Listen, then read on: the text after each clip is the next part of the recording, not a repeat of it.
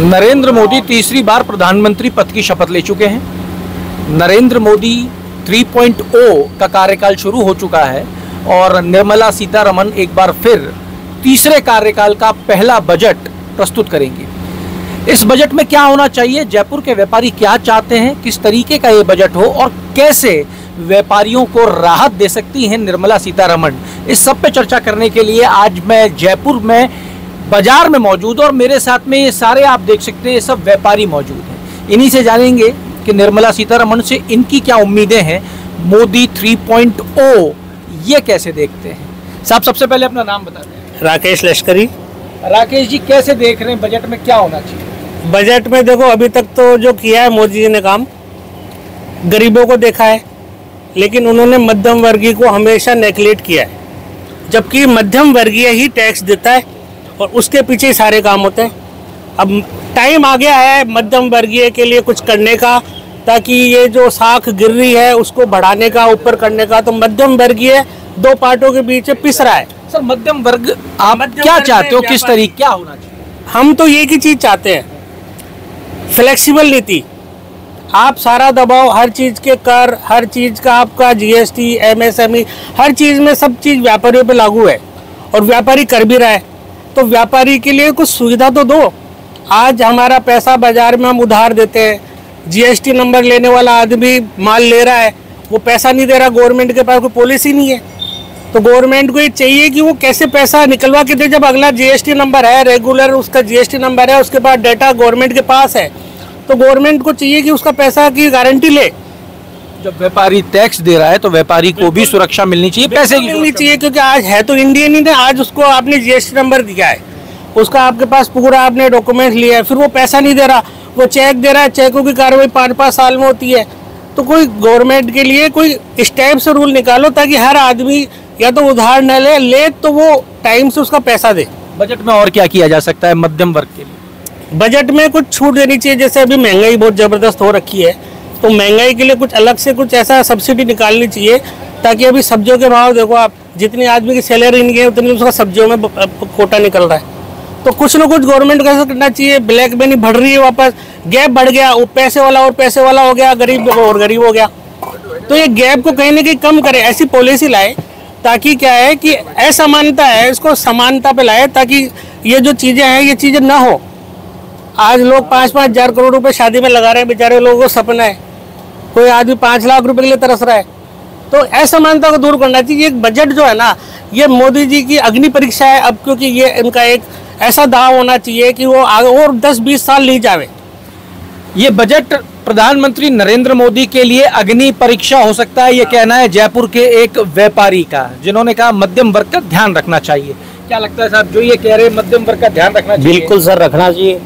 मध्यम वर्ग को जीएसटी में जितना हो सके उतना फायदा देना चाहिए, क्यों व्यापार नहीं है, बिल्कुल व्यापार की स्थिति ऐसी हो गई, आदमी बिल लेने के लायक नहीं है, क्यों टैक्स इतने लगते हैं, टैक्स से डरता हुआ वो बिल नहीं लेता है कस्टमर। जो व्यापारी के हित में होना चाहिए जीएसटी का, मैं इतना ही कहूँगा, व्यापारी के हित में होना चाहिए, बिल एक ग्राहक।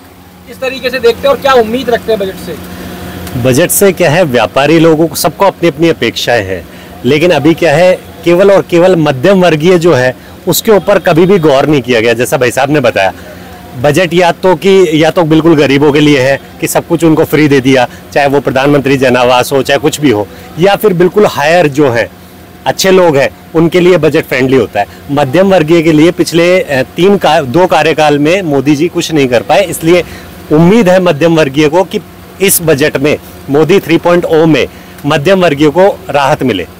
व्यापारियों से जो आवाज निकल के आ रही है वो आवाज है कि मध्यम वर्गीय को राहत दी जाए। आपका नाम बता दें सर, और मित्तल।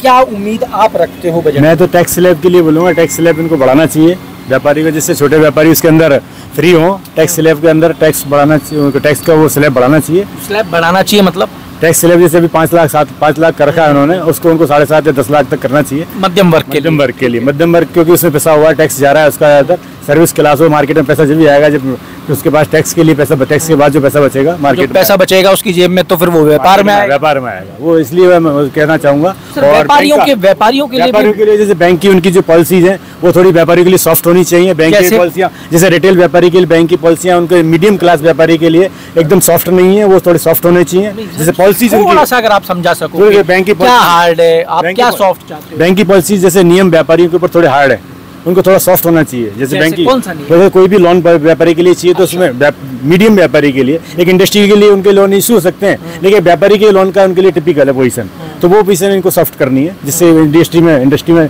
व्यापारी का डेवलपमेंट हो, रिटेल का डेवलपमेंट हो, व्यापार बढ़े।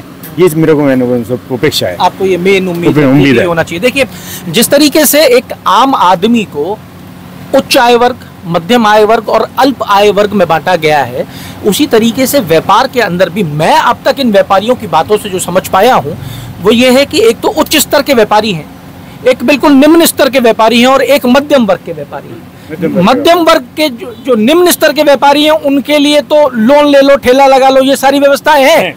उच्च वर्ग को लोन की जरूरत ही नहीं है, लेकिन जो मध्यम वर्ग है उसको लोन की भी आवश्यकता है, उसको अपने पैसे की सुरक्षा की भी आवश्यकता है, क्योंकि वो एक लिमिटेड पूंजी के साथ में व्यापार कर रहा है। बात करते हैं यहाँ पे पारीक साहब से। पारीक साहब, किस तरीके से देखते हैं इन तीनों चीजों को और सरकार से क्या अपेक्षा है, क्योंकि ये 3.0 से लोगों को बड़ी उम्मीदें हैं। 3.0 से सभी जनमानस को बहुत ज़्यादा उम्मीद है। उसका कारण क्या है? रोटी, कपड़ा और मकान एक जनमानस की सभी की एक आवश्यकता है। उसमें चाहे से उच्च वर्गीय हो, चाहे मध्यम वर्गीय हो, चाहे से बिल्कुल निम्न वर्गीय हो। क्या सरकार ने उच्च वर्ग को और निम्न वर्ग को तो सब कुछ दे दिया, लेकिन मध्यम वर्गीय हर तरीके से टैक्स देता है। टैक्स का सारा उपभोग जन उपभोग में लिया जाता है, और जो मध्यम वर्गीय लोग जो टैक्स देते हैं उनको किसी भी प्रकार की सुविधाएं नहीं मिलती। आज टैक्स स्लैब 5 लाख तक का है, ये 10 लाख रुपए तक का हो तो रोटेशन ज़्यादा बढ़े। लोगों को जैसे जीएसटी का स्लैब बहुत ज़्यादा बढ़ा हुआ है, तो जीएसटी का स्लैब ज़रा कम करा जाए तो उससे भी व्यापारियों को बहुत ज़्यादा सुविधा मिले। और